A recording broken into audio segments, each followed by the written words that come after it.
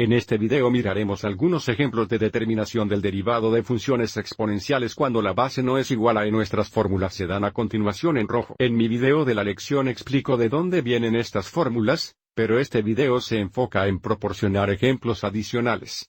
Aviso: la primera fórmula derivada es la más básica. Función exponencial.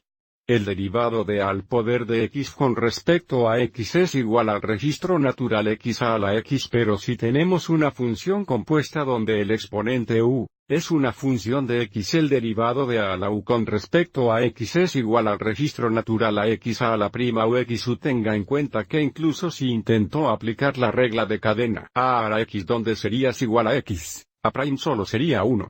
Así que nunca eres equivocado al intentar aplicar la regla de cadena.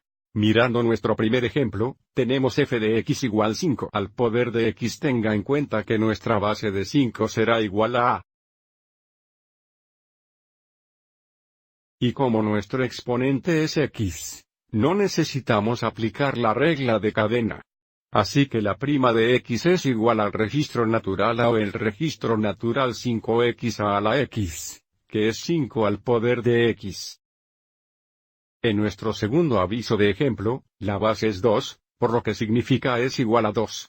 Nuestro exponente es la función de x. Tenemos una función compuesta, por lo que aplicaremos la regla de cadena, donde la función interna u es igual a x para el cert 1. También necesitamos u'. U' va a ser el derivado de u con respecto a x, que será 3x cuadrados. Ahora tenemos toda la información que necesitamos. F' of x será igual a un registro natural a. ¿Cuál es el registro natural? 2x al poder de u. ¿Cuál es la función original?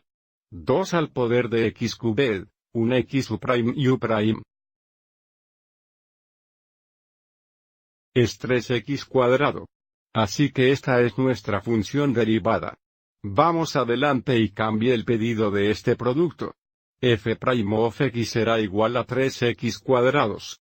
Registro natural 2 por 2 a la potencia de x cubed, 1. Miraremos algunos más ejemplos en el siguiente video.